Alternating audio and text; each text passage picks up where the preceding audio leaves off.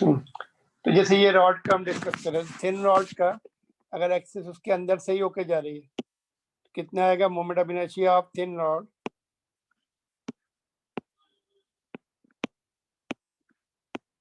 About axis shown. अभी ये छोटे छोटे पॉइंट मास है,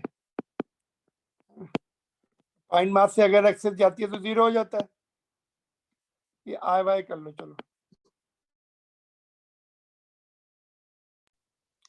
और आई एक्स एक्सिस से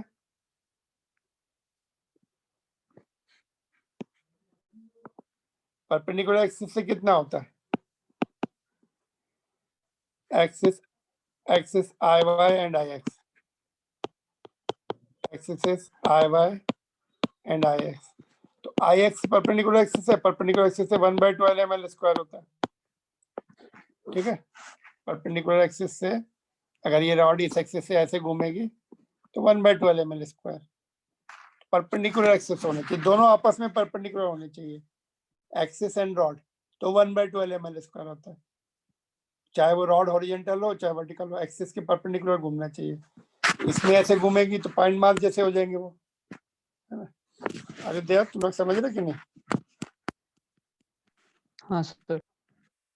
तो ऐसा ये एक्सिस से ये एक्सिस परपेंडिकुलर है, यहाँ से 1/12 ml इसमें मिलेगा। तो मैं ये पूछ रहा था कि अगर ये रॉड है, अभी क्वेश्चन ऐसा था मेरा, ये रॉड है, एक्सिस से एल डिस्टेंस दूरी पर है, ये ऐसे घूम रही, सपोज बहुत हमने दो थिन वायर से जिनके मास नहीं है एल लेंथ से बांध के घुमाया उसको, इसका एम लेंथ है, इसका पहले एक्सिस थ्योरम से निकाल सकते हैं, ये पॉइंट ओ हो जाएगा, ये उसका सी हो गया। अभी इस एक्सिस के साथ पहले एक्सिस थ्योरम बन रही है वाई के साथ, तो I O will be I C plus M A square.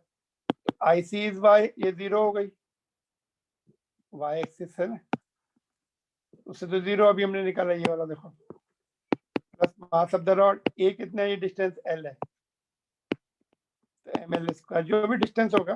मतलब ऐसे इसमें ऐसा हो गया कि छोटे छोटे पॉइंट मास बांध के तुम घुमा रहे थे, छोटे छोटे पॉइंट मास है, m1 into l square, m2 into l square, एक और पॉइंट मास बने m2 इंटू एल स्क्वायर, एक और पॉइंट मास, सब मास ऐड हो जाएंगे, m1 plus m2 plus m3 plus m4 सब ऐड हो जाएंगे, तो ml स्क्वायर हो जाएगा, जो डिस्टेंस होगी ये आर का काम करेगी, r will be equal to l. ये इस तरह से हो जाएगा अगर ये रॉड ऐसे से घूमेगी।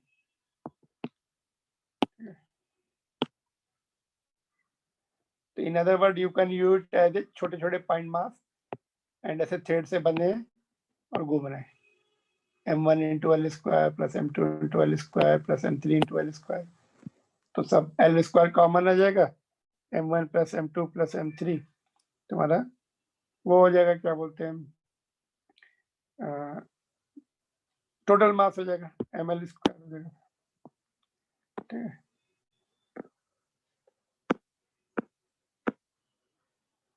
ये भी पहले एक्सिस थ्योरम का है, इसका आंसर निकाला किसी ने? इसका एक तो रॉड है, देखो रॉड का 1/12 ml स्क्वायर, एल की जगह 2r आ जाएगा, तो ये हो जाएगा 4, तो 1/3 ml स्क्वायर रॉड का हो गया। इसका कितना होगा, इसके साथ पहले एक्सिस थ्योरम लगेगी, इसका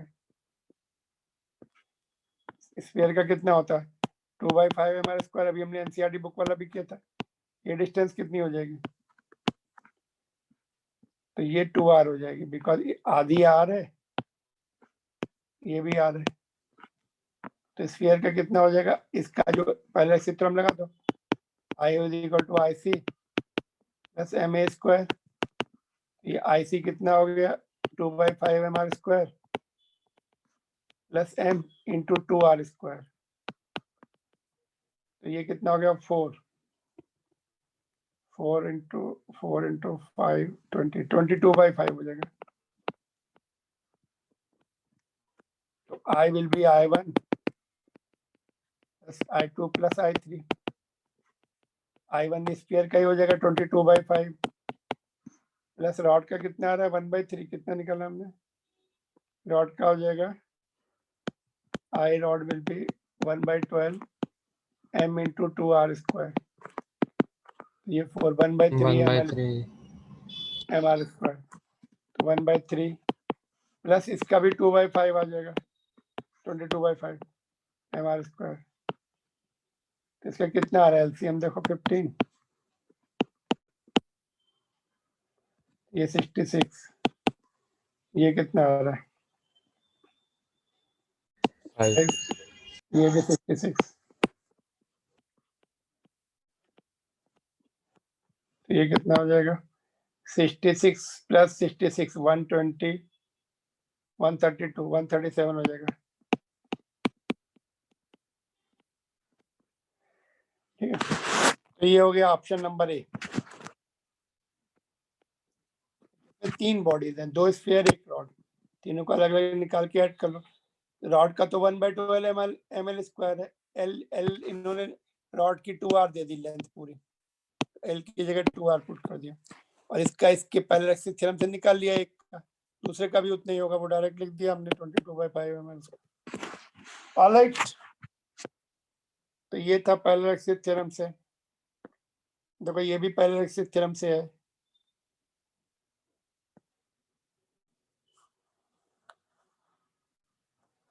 ये भी पैरेलल एक्सिस थ्योरम से होगा। Can you try this? इसको ट्राई करके अपने आप कर सकते हो, थोड़ा सा सोचना पड़ेगा इसमें, है ना। तो this will not do now,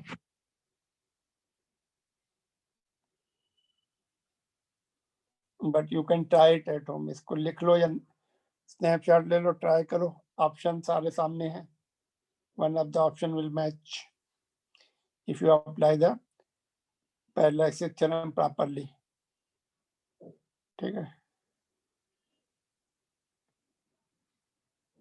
थोड़ा सा कॉमन सेंस लगा देंगे ना, समझ में आ जाएगा जी, बट एक दो बार ट्राई करना पड़ेगा, फर्स्ट टाइम में तुम्हें क्लियर नहीं मिलेगा, you have to be reading it.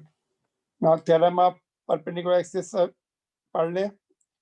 Theorem of perpendicular axis क्या होती है, देखो फ्लैट बॉडी के लिए होती है। किसके लिए होती है? फ्लैट बॉडी, प्लेन बॉडी, जिसको लैमिना बोलते हैं। क्या बोलते हैं? लैमिना। तो it states that moment of inertia of plane body about an axis perpendicular to the plane, ये वाला IZN is equal to sum of its moments of inertia about two perpendicular axes concurrent, मतलब एक ही point पर, and lying in the plane of the body, body के plane में, एक ये है एक ये है, सपोज ये एक्स एक्सिस है, ये वाई एक्सिस है, ये आपस में 90 डिग्री पर हैं, इन दोनों को सम कर दो, आई एक्स प्लस आई वाई, ये आई एक्स है, ये आई वाई, बॉडी इसके अबाउट ऐसे घूमेगी, इसके अबाउट ऐसे घूमेगी, इसके अबाउट ऐसे घूमेगी। तो जो एक्सिस कंकरेंट है और प्लेन ऑफ द बॉडी में उनको ऐड कर दो, आई एक्स प्लस आई वाई, तो ये आई जेड मिल जाता है। आई जेड क्या होगा? आई सी होगा, अभी हमने पढ़ा था ना वो रिंग का कितना होगा? आई जेड जो है रिंग का एमआर स्क्वायर हो जाएगा, पर हमने जो टेबल पढ़ी थी वो परपेंडिकुलर एक्सिस के लिए पढ़ी थी, है ना। तो I X plus I Y is equal to I Z. I Z हमें पता होता है, रिंग का कितना होता है आई जेड बताओ? रिंग का परपेंडिकुलर एक्सिस से मोमेंट ऑफ इनर्शिया कितना है? अभी लिखा भी था हम लोगों ने, 1 mr स्क्वायर, डिस्क का हाफ mr स्क्वायर, तो वही आई जेड के बराबर होगा, क्योंकि वो परपेंडिकुलर एक्सिस से है। समझा कि नहीं? देखते टेबल में देखो, ये रिंग है सपोज, ये इसका ये जो डायमीटर होगा आई एक्स हो जाएगा, इस डायमीटर से घूमेगी तो आई वाई हो जाएगा। ये आई जेड हमें पता है mr स्क्वायर होता है रिंग का परपेंडिकुलर एक्सिस से, इसका हाफ mr स्क्वायर होता है, देखो इसका mr स्क्वायर होता है। रिंग का तो पॉइंट मास जैसा होता है, पॉइंट मास का कितना होता है? mr स्क्वायर, रिंग का भी mr स्क्वायर, बाकी का कम होता है mr स्क्वायर से, बिकॉज मासेस उसके एक्सिस के पास में आ जाते हैं। Are you getting it? तो mr स्क्वायर से कम है बाकी सभी का, क्योंकि masses are coming close to the axis, तो मोमेंट ऑफ इनर्शिया डिक्रीज हो जाता है। तो ये जो है, ठीक है, परपेंडिकुलर एक्सिस थ्योरम का समझ में आ गया कि x एंड y का ऐड कर दो तो z से मिल जाता है हमें। z क्या है? परपेंडिकुलर एक्सिस है। ये किसके लिए? फ्लैट बॉडी के लिए। इसमें ये जरूरी नहीं होता कि सेंटर ऑफ मास ही हो जाए। पैरेलल एक्सिस थ्योरम में एक एक्सिस सेंटर ऑफ मास होना चाहिए पैरेलल एक्सिस थ्योरम में, बट इसमें ऐसा कंपलसरी नहीं है, ये सेंटर ऑफ मास ही होना चाहिए।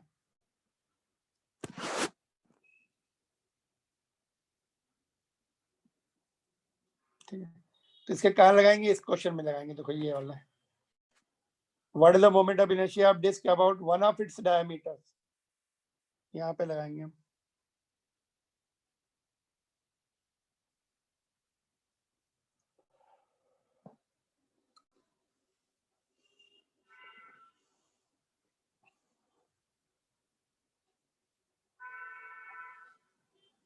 डायमीटर से, कोई भी डायमीटर, ये वाला ले लो, ये तुम्हारा आई एक्स हो जाएगा, ये एक्स एक्सिस है, ये वाई है, ये, तो ये चाहे ये वाला निकालो, आई एक्स निकालो या आई वाई। तो what is the moment of inertia of disc about one of its diameter, अपने डायमीटर वाले एक्सिस से घूम रही है वो। ठीक है, तो कितना होगा डायमीटर से? देखो I Z is equal to I X plus I Y. ठीक है, I X plus I Y is equal to I Z. ठीक है, बाय सिमेट्री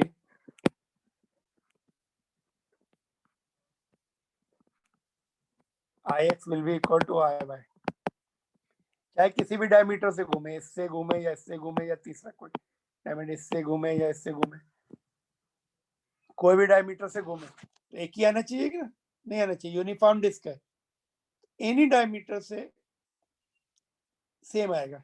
इसका मतलब क्या है? I x and I Y दोनों डायमीटर से इक्वल हो जाएंगे। लेफ्ट साइड में क्या आएगा? 2 आ जाएगा। आई जेड कितना होता है? ये आई सी परपेंडिकुलर एक्सिस से होता है, कितना होगा I Z? Which will be equal to I C, I Z will be, और I Z will be disc का कितना होता है? हाफ एम आर स्क्वायर, यहाँ पे पुट कर देंगे half M R square. I X निकालना है, it will be 1/4 M R square, half half हो गया, 1/4 नहीं लिखेंगे, half of the main moment of inertia. Decreases कर लो, चलो डिक्रीजेस कर लो, आधा हो जाता है। क्यों? और पार्टिकल, बहुत सारे पार्टिकल इसको टच करने लगेंगे। इस एक्सिस में क्या होगा? बहुत कम पार्टिकल इसके पास टच कर रहे हैं, इस एक्सिस में बहुत सारे पार्टिकल इसको टच कर रहे हैं, उनका 0 हो जाएगा, है ना? तो आई जेड का आधा, half of the I Z,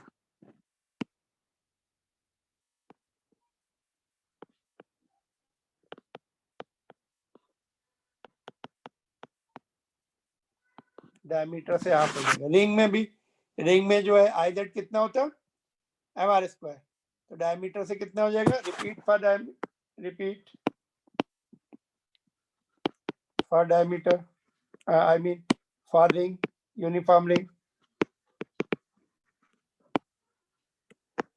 तो 2ix is equal to I Z, ring का आई जेड कितना होता है? M R square, M R square, तो I X will be half of M R square, जैसा हो जाता है। रिंग का जो, रिंग के डायमीटर से डिस्क का जो आई जेड है उसके बराबर हो जाता है, ये भी रिड्यूस हो गया,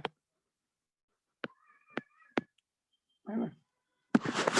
तो जो हमने पढ़े थे, जो टेबल सीखी थी, 5 मोमेंट ऑफ इनर्शिया पढ़े थे, मेन मोमेंट ऑफ इनर्शिया, उससे आधे हो जाते हैं। Are you getting it Asma, Arjun? तो डायमीटर से it will be half of the IZ.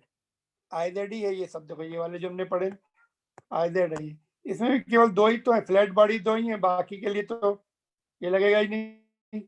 देखो इसमें फ्लैट बॉडी दो ही है, एक रिंग है एक डिस्क है, बाकी तो वो रॉड वगैरह उसके लिए पैरेलल एक्सिस थ्योरम ही लगती है रॉड के लिए। Solid sphere and hollow sphere के लिए भी पैरेलल एक्सिस थ्योरम लगती है। परपेंडिकुलर एक्सिस थ्योरम किसके लिए लगेगी? डिस्क एंड रिंग के लिए बस। फ्लैट बॉडी के लिए स्क्वायर प्लेट भी हो सकती है। अभी मैं स्क्वायर प्लेट का मैं भी सिखाता हूँ तुम्हें, या रेक्टेंगुलर प्लेट भी सिखाता हूँ, जो कि रॉड के उससे ही आ जाएगा, हमें कुछ नया नहीं सीखना पड़ेगा।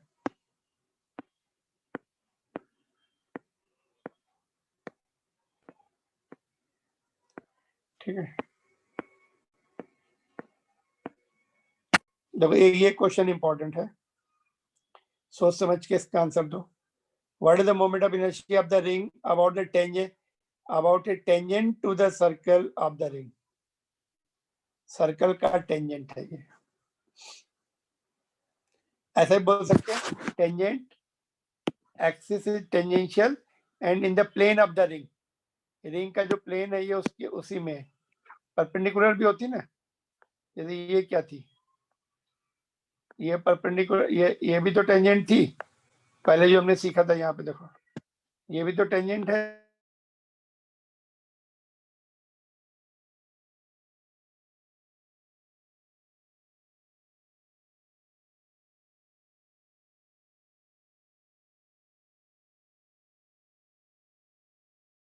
who is getting it right? कैसे करेंगे बताओ, चलो कैसे करेंगे ये बता दो। पैरेलल एक्सिस थ्योरम लगाएंगे। हाँ, पैरेलल एक्सिस के साथ लगाएंगे, डायमीटर वाले एक्सिस के साथ, डायमीटर वाले एक्सिस के साथ पैरेलल एक्सिस थ्योरम लगेगी। डायमीटर का भी निकाला हम लोगों ने, वो आईसी का काम करेगा। अभी आईसी कितना होगा डायमीटर से? आईसी विल बी 1/4 रिंग है क्या? 1/2 होगा रिंग का। अभी हाफ एम आर स्क्वायर और डायमीटर, अभी डायमीटर वाला आईसी का काम करेगा, क्योंकि अभी एक्सिस ऐसे है, डायमीटर के पैरेलल है, तो डायमीटर का जो आईसी होगा वो लेना पड़ेगा। आ समझ में? अभी पैरेलल एक्सिस थ्योरम लगा देंगे, use parallel axis theorem, theorem of parallel axis. ये पॉइंट ओ ले लो, तो I O is equal to I C plus M R square, M A square. तो आई सी तुम्हारा 1/2 M R square plus M A radius हो गया, कितना रहा? 3/2 M R square.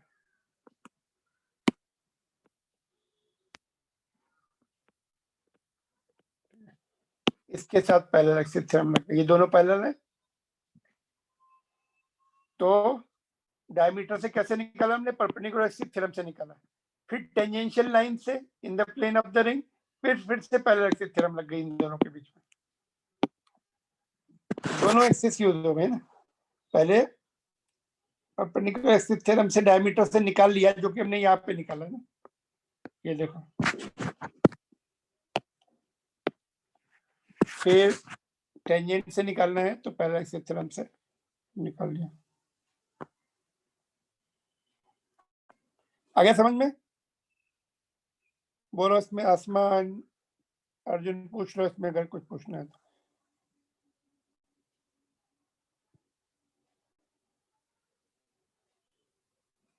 Anything you want to ask? नहीं sir.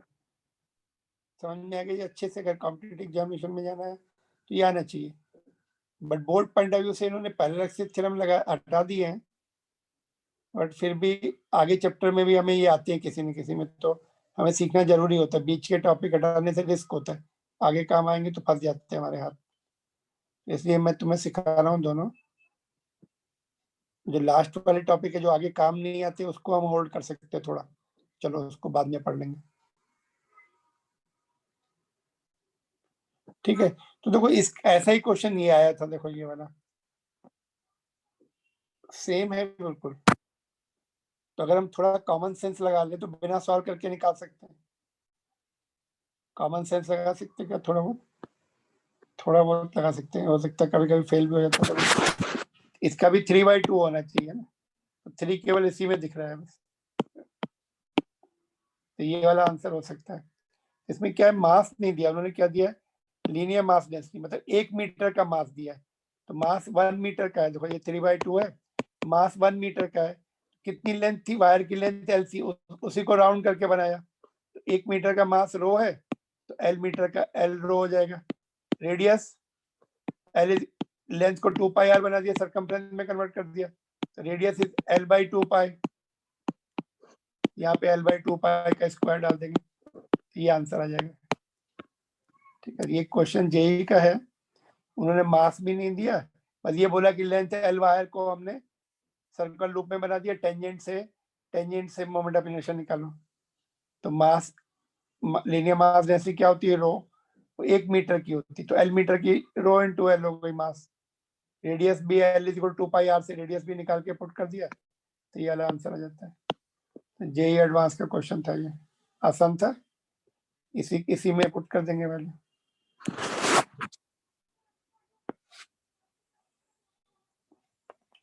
ये भी थोड़ी देर पहले भी किया था हमने ये क्वेश्चन, पहला पार्ट तो कर लिया था परपेंडिकुलर एक्सिस थ्योरम से, पैरेलल एक्सिस थ्योरम से। ये तो हो गया, देखो ये भी हो गया, डिस्क का ही था ना, डिस्क का मास एंड आर डायमीटर से उसका निकलना है, 1/4 mr² आया था अभी किया ना ऊपर हमने, डिस्क का डायमीटर से, तो ये है। अच्छा, जैसे एच से भी निकलना है ना, हाँ ठीक है। तो ये वाला अपना आ गया था ना 7, ए पार्ट कितना आया था पैरेलल एक्सिस थ्योरम से, IO is equal to 2/5 mr² plus mr², तो ये 7/5 mr² आ गया था। बी पार्ट देखते हैं कि moment of inertia of the disk of mass and radius are about any of its diameter is mr²/4. Find its moment of inertia about an axis normal to the disk and passing through the point on the edge. अच्छा ऐसे है ये, ठीक है। तो ये जो है डिस्क के परपेंडिकुलर जा रही है ऐसे। कैसे करेंगे इसको? जब तो घुमा फिरा के दिया क्वेश्चन है ना, डायमीटर से दिया हुआ, देखो कॉमन सेंस लगा दो, डायमीटर से दिया है, ऐसा डायमीटर से दिया है, तो ये 1/4 दिया है, तो ये IY हो जाएगा, ये IX भी उतना हो जाएगा ना,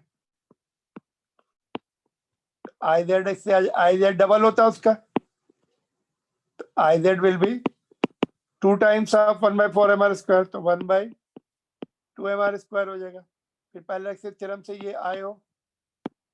IO will be IC plus MA², तो ये 1/2 mr² प्लस mr², तो 3/2 ये निकाला तो था हम लोगों ने, बट इन्होंने घुमा फिरा के क्वेश्चन दे दिया कि डायमीटर से इतना, तो एज से कितना होगा, passing through the edge and perpendicular, तो ये ऐसे एज से जा रही है, 3/2 mr²। ये आंसर देखते हैं, हाँ 3/2 mr² है। समझा कि नहीं?